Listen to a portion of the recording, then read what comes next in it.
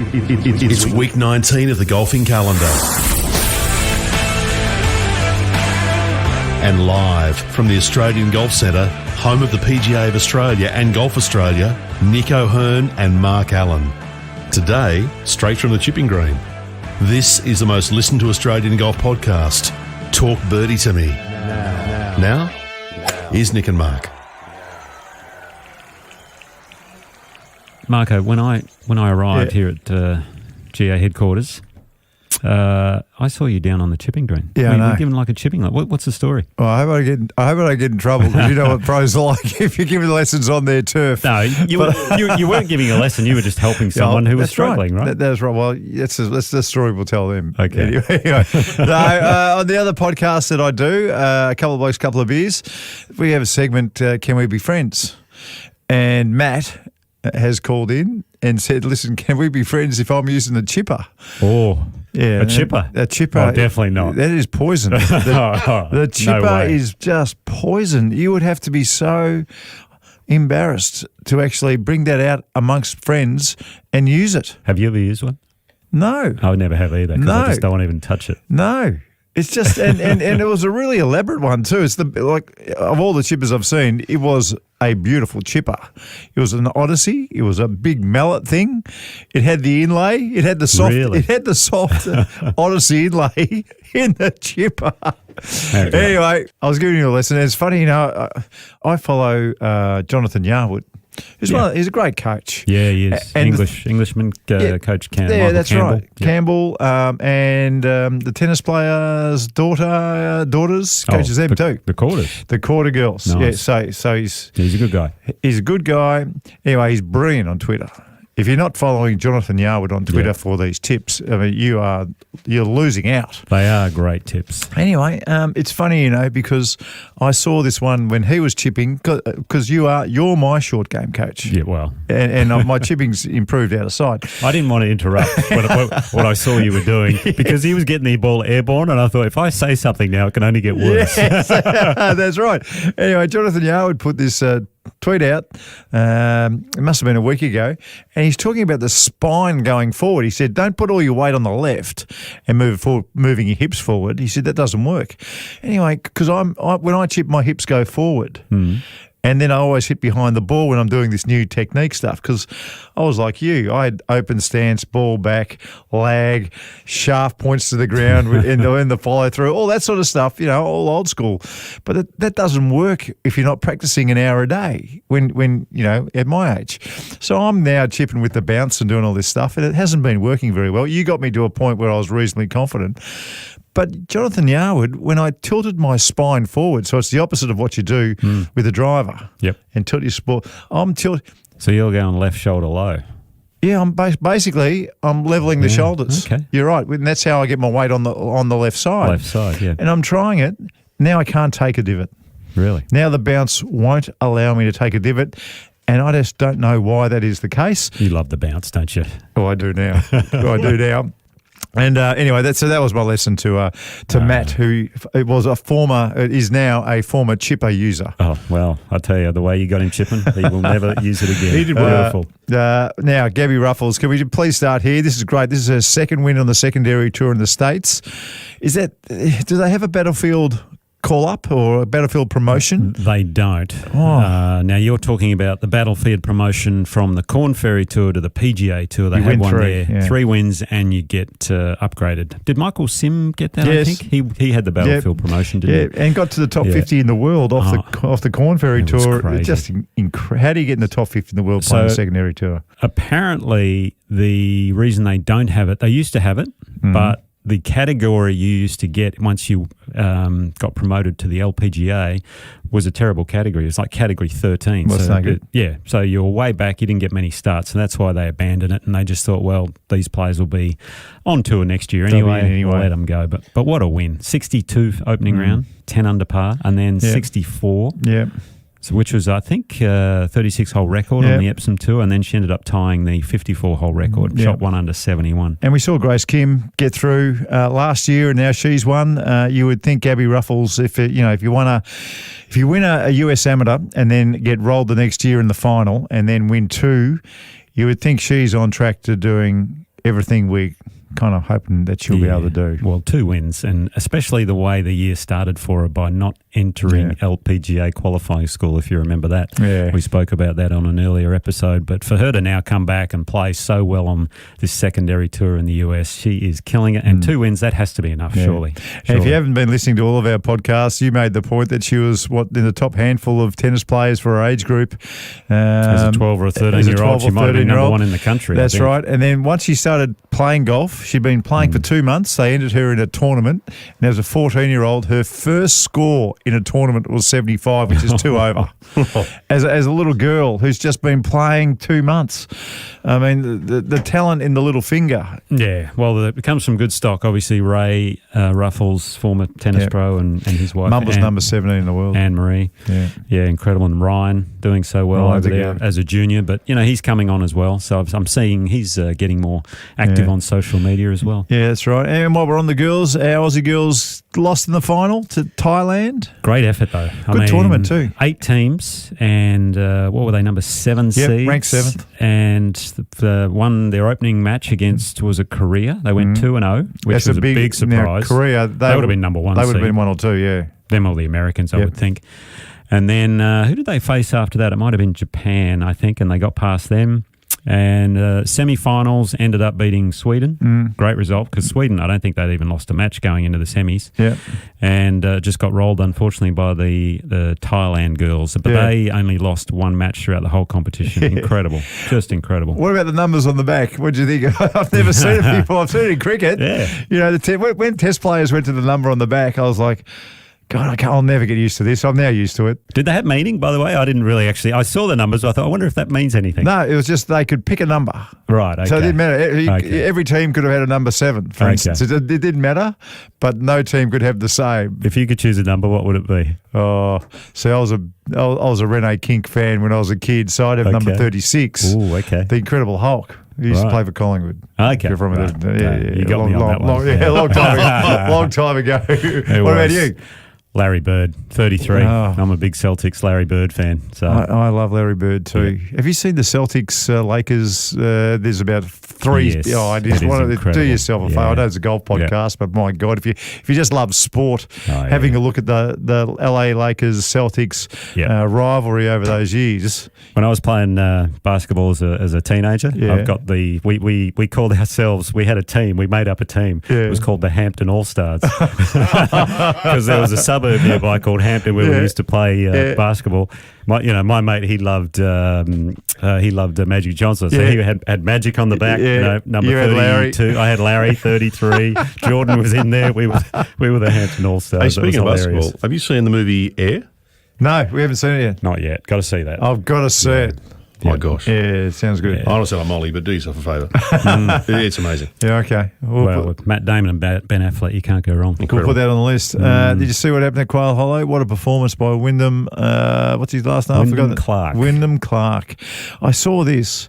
His biggest check. Sounds like an investment banker, doesn't it? Yes, he does. It sounds like a tournament. The Wyndham Clark at Quail Hollow. He hadn't won a tournament since 2017, and that was a Pac-12 college event. Hadn't won a professional tournament at any other level. Incredible. His biggest check was just under $500,000 because he's made about 16 cuts in a row. He's done very well. He's starting to play well. He's had some good results recently. This check was $3.6 million, so 8 times. It's just big money, isn't it? I mean, honestly, I always think of the caddy. I mean, when you got caddies earning $360,000 US for the win, it's big cash. Yeah. I saw the winning putt, and his caddy definitely was his name, John Ellis. He's his caddy coach. He was definitely squeezing a little harder than what he probably normally does because he's going 360K. That works really well. But I didn't see much of the golf, unfortunately. But all I heard was he's hitting these real strong power cuts. Just another fader. I mean, all these guys, they're just bombing fades off the tee. I saw a stack of it. There's a couple of things to take out of it. Right. Adam Scott has never swung the club better, ever. Well, does he ever swing it badly? No, it's gone to another level. Really? It was already an 11 out of 10, now it's a 12. I've never seen him swing the club better. Just every shaft angle, every shaft line, the way he's going through, the rhythm. Yep. He seems more connected. You know, it seems like his arms are even closer to his chest and he's still got all the power. I just don't get how he does it. I've never seen, if you slow-mo a golf swing down, I've never seen a swing like it where the head stays so still from the backswing to when he makes contact with the ball. I mean, it's almost motionless. It's incredible to watch. Yeah, I agree. And he has turned the putting. I mean, the putting has been his biggest issue, I think, in the last few years. But, I mean, the last year or so, he's been one of the best putters. There. You sent me a video. And I thought, oh, that wasn't pretty. A 1.5 job. Is that what it was? Yeah, 1 Okay. foot. Yeah, nothing. He missed it. I mean, he just hit it too hard. But look, everyone can Did make he miss a few? Oh, you don't know. He just... I saw on his scorecard he made 5 birdies, 5 bogeys in the final round. I haven't seen the video footage yet. You know what you see Adam doing? It's not the missing. It's what happens after he misses. He's, always blaming the reed. Oh, really? He goes back and can't believe it face. Yeah. Well, that one. You're looking at the caddy face. You're looking at the caddy. Wow. What happened there? Where's the turn? The That's what face. tour pros do. It can't be us, surely. But that was actually a dead pull. I watched that one closely, and that was a pretty good pull. Well, that was an error. But he just doesn't. I mean, it must be hard after a while hitting it that good, and then just not going. It must be the frustration must overwhelm what he's actually trying to do, and then you start second guessing your reads. I think that's the issue. Yeah. But he needed a good result too. I don't think his season's been great. I looked at the projected FedEx Cup, and he's now 105th. Yeah, which is a long way back. Yeah. So that was surprising. I played with him once when he was an amateur. So he came down and played in the Victorian Open, and he was playing with me and Mike Clayton. Okay. And the first hole at Cranbourne's, this little par 5, it's a piece of cake. It's a piece of cake, par 5. Anyway, Clayton and I ripped him down the middle. It's his turn to come up. We've been told all these amazing stories about Adam Scott. He hits the biggest, filthiest snap hook off the tee we've ever seen. So Clayton and I, we're hitting 5 irons into the green. We make the easiest 4s of all time, and we watch him hole an 8-footer for 6. Anyway, we're going to the next tee going, what's all the fuss about here? Mm-hmm. Completely hopeless. What did he sign for? He birdied 2, 3, 4, 5, 6, and then a little bit later in the round birdied 11, 12, 13, 14, 15, and he was 9 under par. There you go. And we had our tongues hanging out. Yeah. But the reason I bring the story up is because I've never seen anyone putt better. It was like he was using the force in his pre-shot. So he would have these practice swings next to the ball. With the short putter. With the short putter. Back then. Mm-hmm. His practice swing is not behind the ball, Aaron Badley style, next to the ball. So he's having his, practicing and he's missing the ball by an inch. And then he would move in and set his feet and putter before he looked where he was going. Then he would have one look for line and then the stroke started. A lot of your tips in your masterclasses exactly the same. But he didn't, it was like he knew where the line was when he was making his practice strokes, and his practice strokes were just parallel to the line. Wow. And then he just moved in. And I was talking to Clates during the round going, watch how he putts. He's using the force. He's not even lining up his putt. And I'm telling you, in the end, we were going, all the Star Wars lines. Yeah. The force is strong in this one, because he couldn't miss. And it's just so for me to see the package that he was as a 19-year-old using the force. God, I would love to remind. I don't want to. No, it's brilliant. I don't want to teach him, but I would love to remind him of what he used to do. Use the force, Luke. Oh, Scotty. Use the force, Scotty. There's one, when they talk about superhero power, what superhero power would you like? I just like the force because then I could control that golf ball. That's exactly I could right. tell it where to go. Well, he used the force lining it up, and he used the only look he had once he was parallel to the ball was the final look. Perfect. And he wasn't looking, he was just looking for pace anyway. Well, the key there is no hesitation, trusting the line and rolling the ball. Now, is that youthful confidence or is that a learnt skill, do you think? I think it could be a bit of both. I would say in that case it's youthful confidence because he obviously was young the first time you played with him. And as a We'd all love to putt like it as we did as kids. Yep. I mean, putt like a child is one of the best sayings in golf, I think, because there's no fear of missing. Yeah. You're not worried about the 4-footer coming back if you do miss it. That's right. You just putt because you're expecting to hole it. And to have that mental attitude over each and every putt, for the listener out there, I always putt my best when I don't care if I make or miss the putt. Yeah. Very tough mindset to get into, because the more putts you miss, obviously, it's very tough. But Brad Faxon was the best at that. Yeah. He was amazing. He could miss putts all day, but still think he was going to make the next one. Yeah. And the best putters in the world, that's the way they do it. And as you say, that's how Scotty putted before. So putt like a child is the best way to do it. One of my other takeouts from watching all weekend was Xander Schauffele. We've got a... What'd you say? Xander Schauffele. Oh, Schauffele or Schauffele? I don't know. I've heard it mentioned so many different... Which way is Scotty Scheffler, there's Xander Schauffele, Schauffele. I just call him Xander. I like it. Yeah, I just call him Xander. So I watched him most of the weekend. We've got a PGA coming up at Oak Hill that requires exactly what he's doing. Okay. Just... I mean, he just got the sliding fades, and then he can turn it the other way when he needs to. Both shots are going to be required all next week. And the short stuff around the greens, I was just impressed with the way he's going about what he's doing. His putting always looks good to me, but my God, the rhythm through the ball. When he wanted to make the ball go left to right or right to left, changed slightly, just enough to notice, but it was perfect. It was beautiful. Yeah. It does take a while over the ball, doesn't he? Yeah. Yeah. He's got a lot of manipulating of the hands and the club and everything, which is fine. It works for him. Yeah. He's happy with it. The other thing I took out, and you're going to love this the most, because you write books about this sort of stuff. Our winner, Wyndham, he said afterwards when he was interviewed, what have you been working on? Once he had at the start of the year, all I wanted to do was get on top of my mental game. There you go. Yeah. And then even then, the girl who asked the questions afterwards, she goes, well, she went in this long-winded sentence because she didn't want another question about mental stuff. And she was trying to get out of him which part of his game was the best, physically. And he went back to the mental stuff. I mean, it was just, you could just see, you get to this level now. You got to the level, number 16 in the world, finishing top 10s in majors. Just, it's a level that you dream of getting to, that for most of us, right? But you know better than most that all the guys on that tour, they all hit the ball beautifully. On the practice putting green before they play, they all their putts go in. If you go down and watch them hit some chips or some bunker shots, the caddy doesn't have to move. He just gets them out of the way for the next shot. They've all got the skills.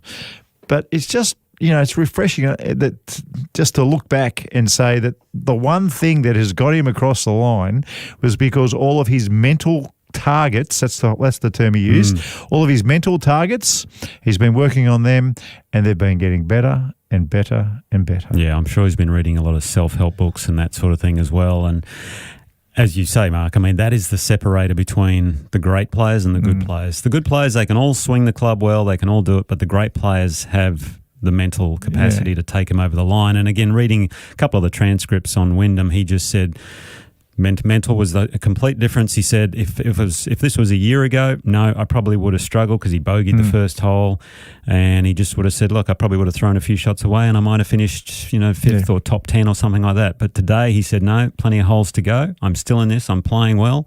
Let's keep going. And even just a simple comment like that to himself makes the world of difference. Bogeyed the first, stood on the 18th tee in the last round with a 5-shot lead. It was brilliant. Now, we're talking a lot about the mental stuff. I want to delve into it a bit with you.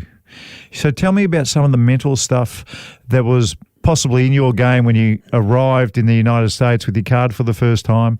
Or were you all set at that period? I mean, did you feel like you were intact mentally, or did you have to go to a different level with the way you thought about the game? No, I probably had to change my physical game a little bit. I found when I first went across, because I'd played in Europe and here in Australia, I was flighting the ball quite low just to keep it in control with all the wind.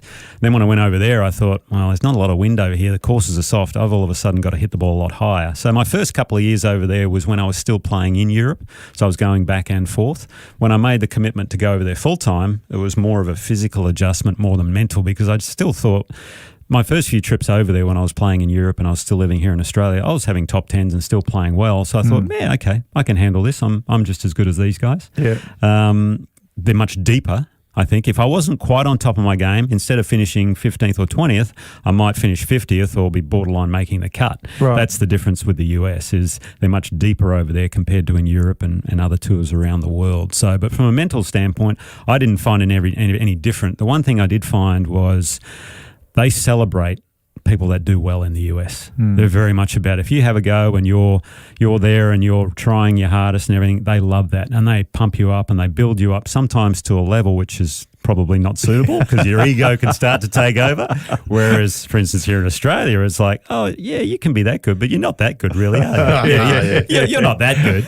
Whereas over there, they're like, man, you are the man. That's what they love in the US. And that kind of feeds the confidence and the ego as you go along as well. Now, that can spiral down the other side if you go too far with it. So, all right, well, that's kind of, we need to go back a bit because we're talking about some of the mental battles that maybe you got on top of early, and I want to know how you got on top of them. So, for instance, was there an issue? Maybe, I don't know, trying to win for the first time. So, can you tell us about some of the mental battles and what you did to get out of them? Well, there are periods where in your game you go, I have no clue where this ball's going.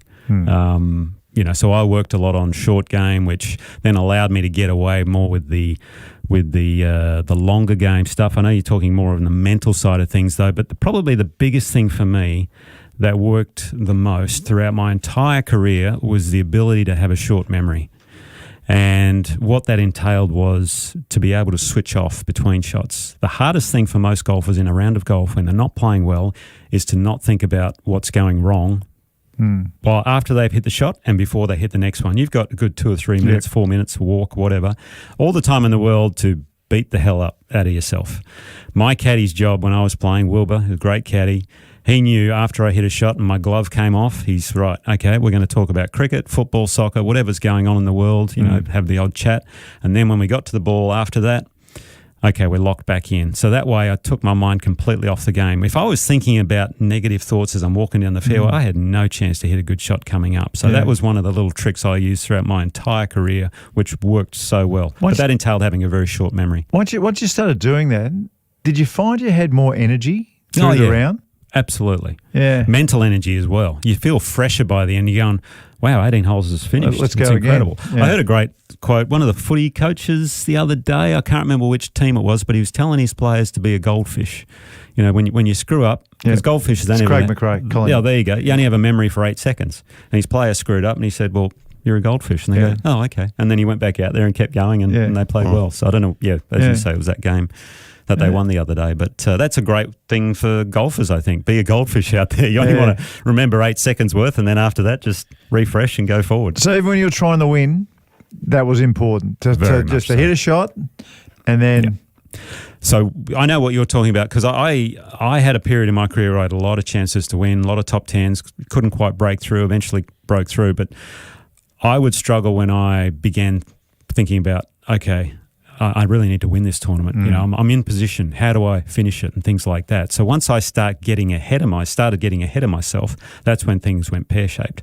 So it was all about bringing my mind back to the present moment. And the way I used to do it was, okay, what do I have to do right now? If I'm walking down the fairway, I'm chatting with my caddy. If I've got a shot in front of me, I'm focusing on this shot. I'm not worried about what am I going to say in my victory speech, or what happens if I don't win, the press is going to get all over me, et cetera, et cetera. Now, it took me a while to learn how to do that, but once I did, all right, good. just before we get to the break in 9 holes, because I know we got some really good feedback this week and I want to get to it. So there are golfers out there, and 2 of my mates are right up this alley. Okay. I've got one friend who started playing when he's 40, he's 54, same age as me at the moment. And he's got all the way down to 6. But his golf's good. No, he actually shot 2 under on the front nine at Kingston Heath. It went pear-shaped, So you get these moments that you see young players getting, and we all had them, to where you're playing well. But then you start. This is what you're doing, right? Yes. So these guys, they don't have a caddy to talk to, and then let's talk about the cricket. So what do you do? What would your advice be to the guy who lights up the front nine with 23 or 24 points and starts to get a bit nervy, on the back? Maybe they make a bogey on an unbogeyable hole for them on the 10th.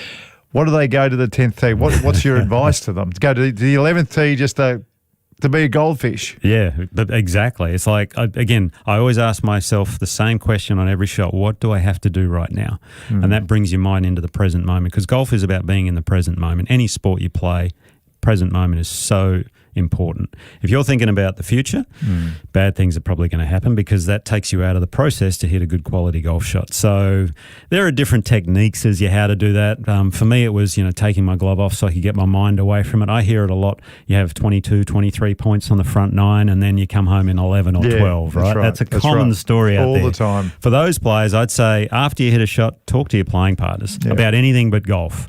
Or maybe as you're walking down, just think, okay, what am I going to have for dinner tonight? Or what have I got coming up? Just take your mind away from the game so that by the time you arrive to the ball, your mind's fresh, you can get back to hitting a golf shot again. Shot. It's simple in that regard. And then it's just another shot. But the hardest thing is, standing over that ball thinking, geez, I don't want to screw up. And in that regard, develop a consistent pre-shot routine. It's all about that pre-shot routine. You watch the pros on TV and they do exactly the same thing from when they take their first step from behind the ball to when they hit the ball. If you put them on a stopwatch, it'll be the same every time. And that period there is the most important part. Yeah, going back to football, you hear all the coaches just saying control what you can control, and that is a golfer's pre-shot routine. There you go. You just control what you do beforehand, and then it should go on to automatic pilot after that. Exactly. It should. Yeah. Do all your thinking before you walk into the ball. Over the ball, you're kind of in a blank mental space, maybe seeing your target reacting and that sort of thing. All right, well, you just go off and talk to Wilbur at the halfway break. We've got stacks of feedback to get through. I'll get to you on the 10th tee. Like the podcast? Oh, maybe tell a friend. Drop them a text or share it on your socials. This is Talk Birdie to Me with Nick O'Hearn and Mark Allen. Okay, on the 10th tee, Mr. Nick O'Hearn responding to the masterclass video on the short softy. How about this? It was a very good video. It was a very good video. Well, it was quite a name that you called it. It was good. The short softy. Lee Datson, just what I need at the minute. So Lee absolutely loved it. Beautiful. A bit of general feedback. This is Outcast 2045. Listened to you guys this morning. Enjoyed it very much. Good on you, Outcast 2045. We appreciate that. And a couple of people replying to me wearing blue. I didn't think it was out of the ordinary, me wearing blue and blue glasses. No, blue's fine, but and you've got the blue glasses on again, I noticed, but not the... Everything was blue. That was the thing. Okay, right. That was the thing, yeah. Okay, so what are they saying? Matthew Barnes, blue FootJoys 2? I do have a pair of blue FootJoys. See, that's what we need to give to Elvis Smiley, right? for the Sundays. They are suede as well, but they're like a runner type shoe. And I actually replied to that one saying, well, if he shows up in all red next week, we might have an issue. Tommy Condell interests me because he sent through a picture. What did he say? He said, blue is my favourite colour as well, and sent us a picture of this beautiful car. I can't make out what it is, though. Is that a Ferrari or is that a Lambo? Do you think it's his, or is it? that in a showroom? I'm not sure. Oh, we'll work it on socials and people can tell us what it is, because someone will know. Someone will know. Beautiful. Rob Dodd thought I was looking good. Good on you, Rob Dodd. Yep. He thought I was going all right. And just needed a Sevi collar, bigger and brighter. Sevi, you remember Sevi's big collars? Oh, it was massive. It was great. They were huge. The big white shirts, yeah. Jack Nicklaus used to have those big collars as well. Could they ever come back, do you reckon? They will. I'm sure they will. Someone will bring them back. And you were talking about the Met Gala. Have you ever seen anything like the Met Gala and the people that were there? Unbelievable. I think there's a $50,000 ticket. They're all paying. No one cared. Yep, no one cared. $50,000? $50,000 to go. Jeez. Just to be seen. Goodness. Just to be seen. I saw Roger Federer there. Yeah, he was co-host with Ann Winter, apparently. Unbelievable. Yep, not bad. And quality shopping bag collection there. Thank you. And that was Marshall Mateus. Good on you, Marshall. Have you got a little bit of some results from what's been going? Anything that we've missed, Nick? Well, we talked about Wells Fargo, where Scotty finished tied fifth. A couple of other Aussies made the cut there. Cam Davis, Harrison Endicott tied 59th. So in the Epsom event, that Gabi Ruffles won. Robin Choi tied 21st. Cassie Porter.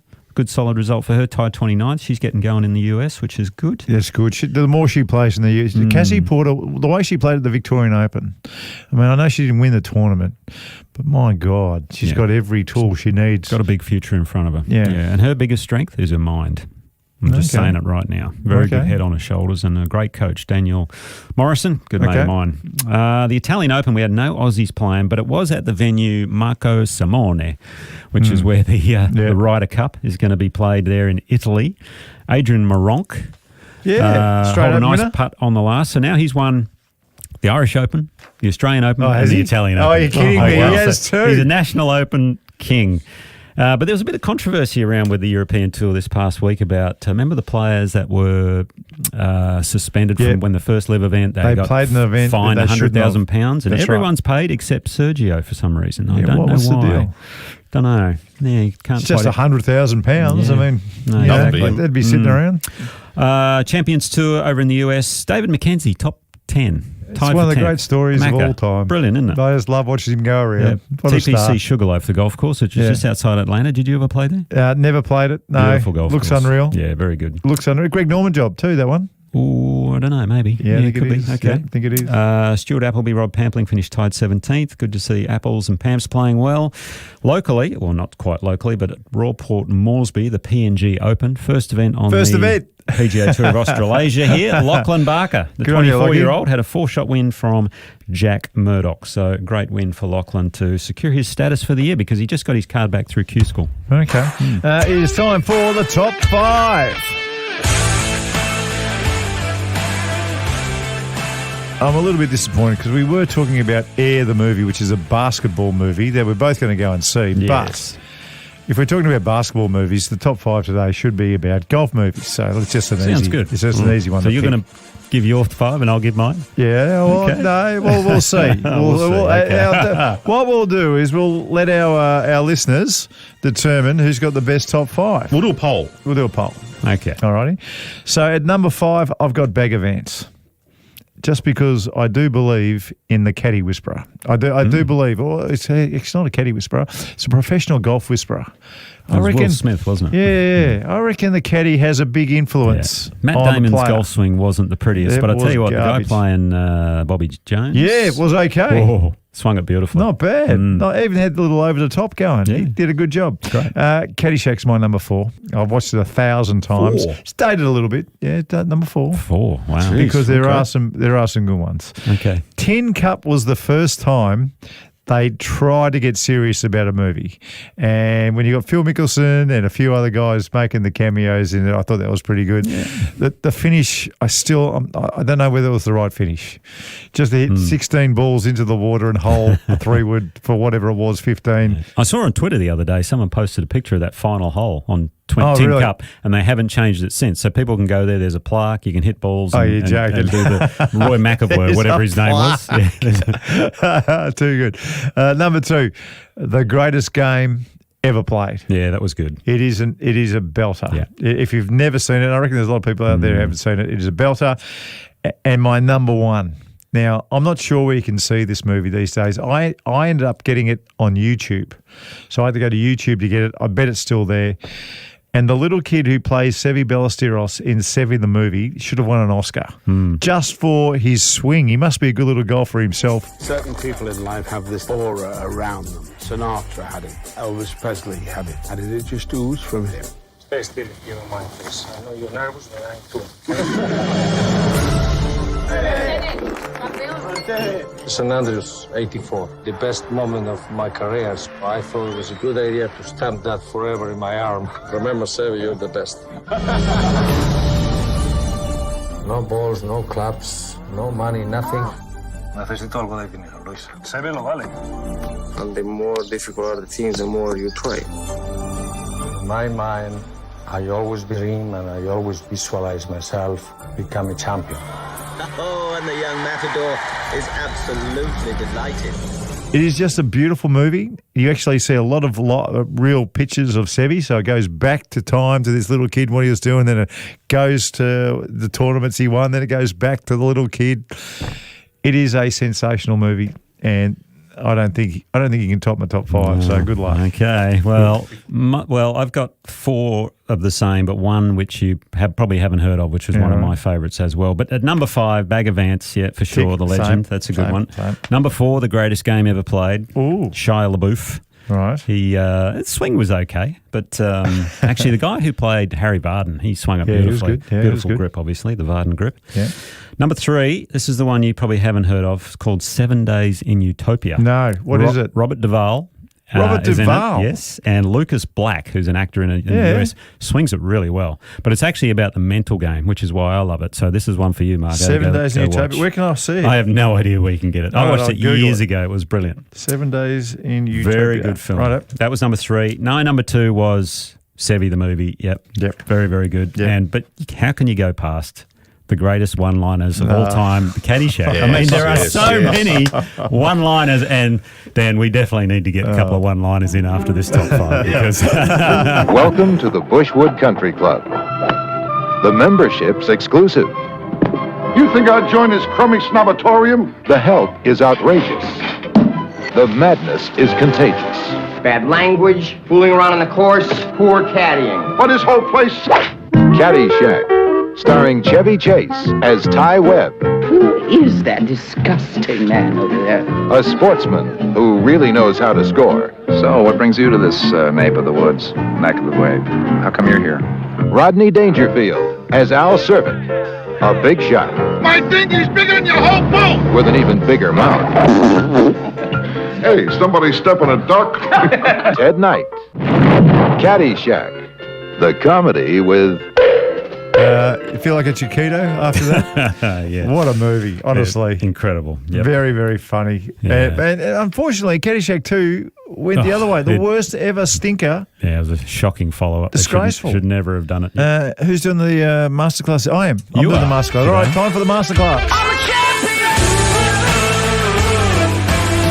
Like I said, I've been watching that tournament rather closely.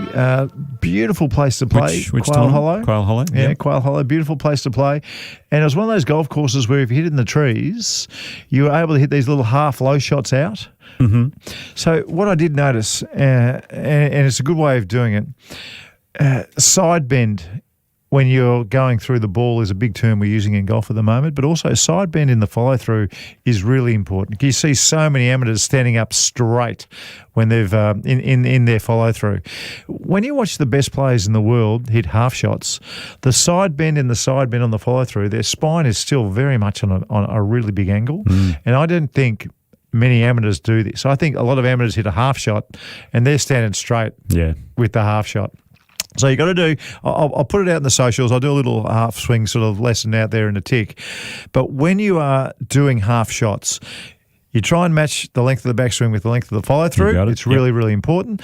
But the other one that's most important, and all the best players do it, and I've been watching them all this week, they keep their side bend in the follow through as well. It's a really simple thing to do, and it makes more sense when you actually do it physically. You'll understand. Yeah, and a great way to practice that would be to pick a 100-metre marker out in the range and maybe pit your 5 or 6 iron to that marker. If you hit it 150 or 60 metres normally, pick something out almost half the distance as you'd normally hit it, and just try and get it pin high. Just try and get the right distance, and that will determine the length of your backswing and your follow through, as you say, Mark. But side bend's very important. Absolutely perfect, Nick. Good to see you again. And even though your top 5 was garbage, I'm looking forward to seeing you next week. Well, it was almost a pleasure.